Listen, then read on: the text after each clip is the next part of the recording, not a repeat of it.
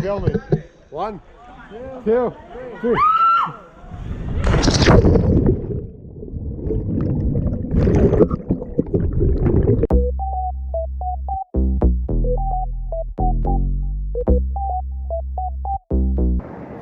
Hi.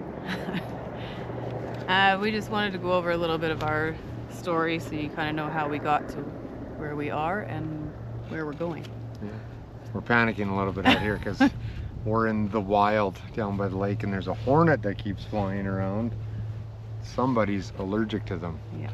So in 2011, we'd both kind of always wanted to travel and couldn't really afford to do any major fancy traveling like we've seen everybody doing. So we decided that maybe we would try our hand at backpacking. We didn't really know how to do it either because everyone went on a couple weeks and we wanted to go on a longer trip. So we quit our jobs and took a chance and went traveling and ended up loving it. Yeah, our first trip over to Costa Rica, then New Zealand, Australia, and then into Southeast Asia. We didn't have a whole lot of money or anything really. No. We had budgets for a lot of it. Some days we had a budget of $10 a day, some we had a budget of $6 a day. Some countries we went over it and then we had to make it up in the next country. So it was definitely interesting for those years in those countries. Yeah, we just read through some journals and we had some nights where we ate a chocolate bar or a graham cracker for dinner because we couldn't afford anything else. Oh, this hornet is back just...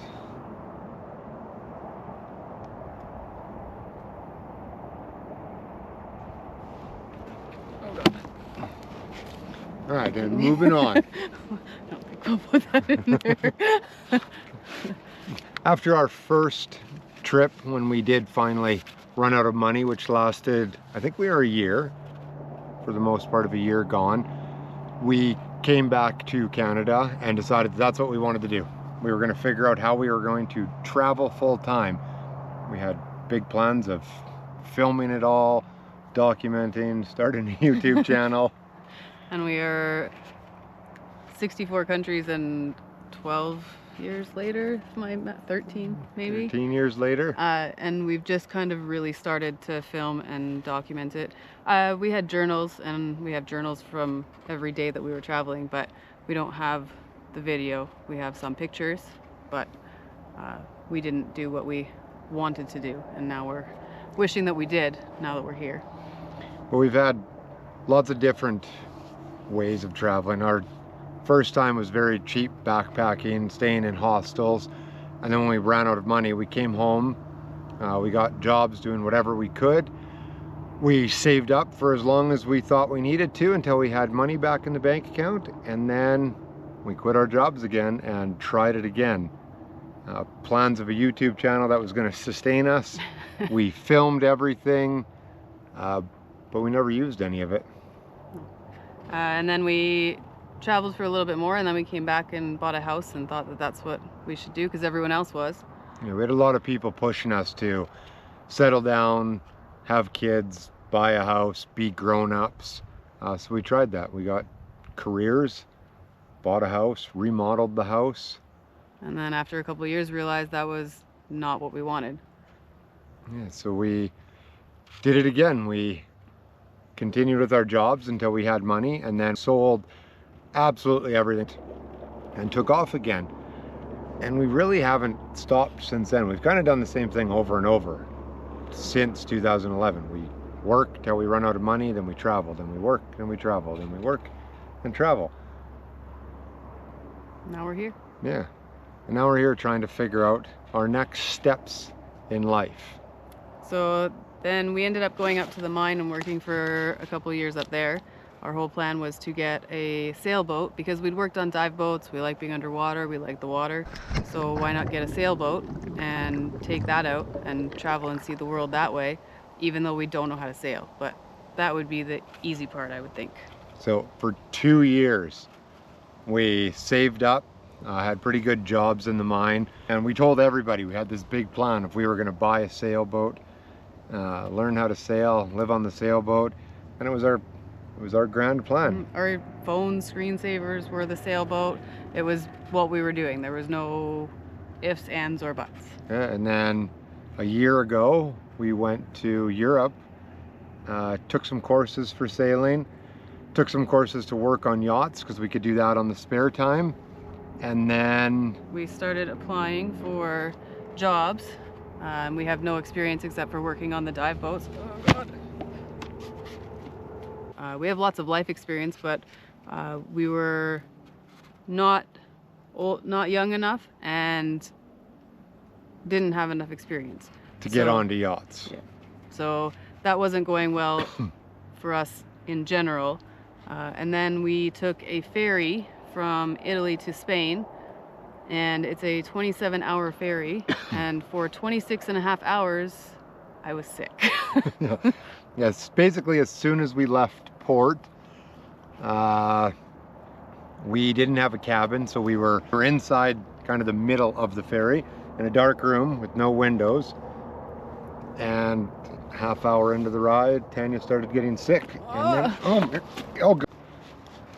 So after a half hour on the boat or the ship, Tanya got very seasick, and she spent the rest of the trip like that. So when we got to Spain, we then reassessed everything and realized that maybe a sailboat wasn't an option for us because we couldn't spend forever seasick. No. So we did what we do best. We went backpacking. We didn't want to come back home. We had the money to go traveling, so we were in Spain. We just toured around and then decided where we... So we just flopped around and figured out what we were doing day by day pretty much, and country to country based on where we were and how much it was to fly certain places.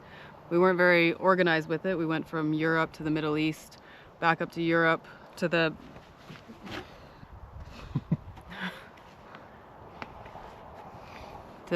from the Middle East to the Balkans, to the Baltics, back to Europe, back to the Middle East, and then once we got finished in Saudi, we said we need to go and figure out what we need to do, because we can't just keep flopping around. Like, it was good, we loved it, but it was getting expensive for flights, and we had backpacks, and if you have been flying lately, luggage is expensive to take.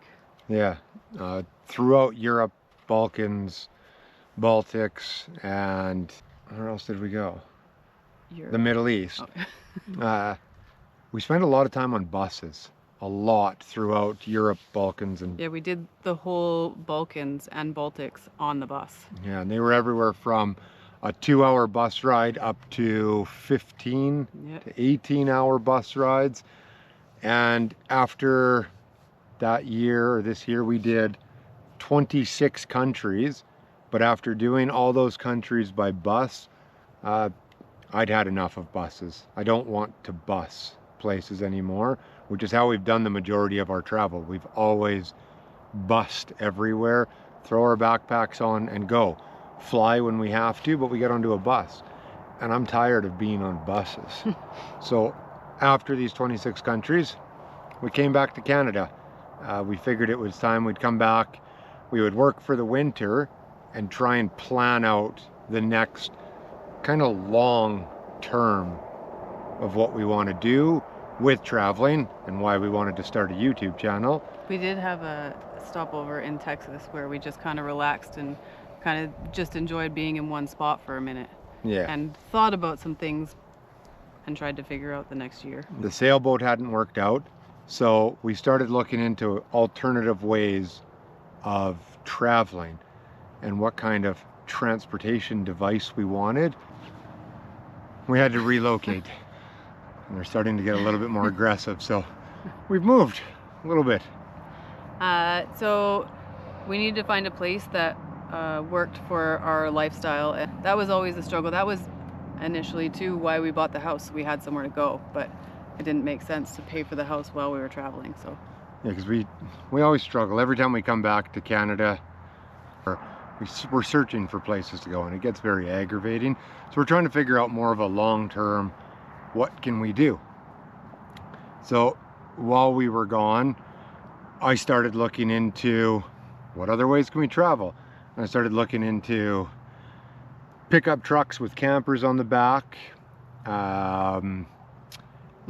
Yeah, motorhomes, expedition vehicle. And if you've done any research on any of these, you'll know that they're not cheap. No. They're so expensive. Our first thing was we were going to do a motorhome. We've owned a motorhome before, so we figured if we get a motorhome, we can travel in that. But they're so big to drive. Like if we wanted to go to South America, it's such a big unit that if we had to... It limits where you can go. Yeah, and they're not great on fuel. They're also fairly expensive. At a used one is $30,000, so it's a fairly good chunk of money, and it limits again. And also you can't get insurance. Well, you can get insurance, but it also is very expensive. So if you're driving somewhere, you want to be able to insure it so that if something happens to it, you're not going to just lose out on all of that money and all of that stuff that you have. Yeah. And then I looked into expedition vehicles, and when I start looking into something, I go obsessed. Yeah, a little bit obsessive over it. But then we started thinking about it. They're all over 100,000 US, and it just, again, it limits where we could go because it is the size it is. The cost of fuel would be astronomical for what I want to pay for, and it didn't seem logical anymore. Well, and it wasn't us. We aren't the type to spend that amount of money on something. We like doing more authentic stuff where we can get more into the countries and see more of the countries and kind of be around the locals a little bit more. So then I looked into camper vans, or campers, I guess, on the back of a pickup truck. They were really nice, and I was like, well, that would work. A pickup truck, it's not that big, get a camper on it, you could still put it into a sea can to ship it places if we needed to. And then I looked into the price of these things. The truck itself was $80,000 or more. So it works out to about $200,000 to have everything done. Yeah, but it was just such a big number for a truck and a camper with such small living space. And again, it just turned out to be what we didn't want to do. And so we ended up with all of these things that we were looking at, but none of them were seeming to work out. It was getting a little bit overwhelming just because nothing seemed to be working out. We had planned for the boat didn't work out. All of these trucks and campers and things were way out of the price range because we didn't want to spend a ton of money and then not be able to do certain things while we're traveling because we don't have the money because we spent it on this camper and truck. And then if we decide to go backpacking, we've got this truck and camper that are sitting here that's brand new, doing nothing. Yeah, which is why we had eventually sold our last motorhome that we had, because it just spent 2 years parked, not being used. So we didn't really want to do that again. And so it's been a struggle trying to figure out what we want to do, how we want to travel, where we want to go, because we've done 64 countries now. So we're kind of getting to where we got these long distances. We've got like Africa we can go to, but it's such big distances. South America, we looked into busing through South America, and some of the buses they're 20-hour bus rides, and I've done those. I don't need to do those anymore. That we wanted to be able to get through them on our own pace without taking a bus or local transport or having to fly. Because I don't know about anyone else, but I enjoy tours sometimes because you get information that you normally wouldn't get. But I know that we're tourists, but being around other tourists can be exhausting sometimes. So we like to do things at our own pace. Sometimes we like to take a long time doing things. Sometimes we're quicker at doing things. It just depends on what it is, but we like going at our own pace. So being in a tour, you're kind of restricted to what you get to do, and if you get to do things on your own. You get free time, but you only get a certain amount of free time. And we're adults, and I feel like we should have all of our own free time. Yeah, we should be able to do what we want, when we want, stay somewhere as long as we want. Which when we were in Thailand, we did a hop on, hop off bus that we got to stay places for a certain amount of time.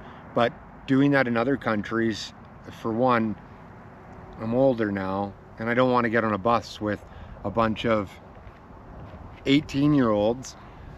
Nothing wrong with 18-year-olds, but I don't party like I used to, and I don't want to wake up like that and being hurt. So we're just trying to get away from the buses. So after all of our planning, we still haven't planned out where we're going to stay when we actually come home. We never seem to have that plan out. We've changed our address 37 times. So just all of our stuff gets scattered everywhere. But we did figure out one important thing. That we figured out how we're going to see the next place that we're going to. We're not going to tell you where. But stay tuned to find out how we're traveling and where we're going. Subscribe below. Okay, bye. Okay, bye.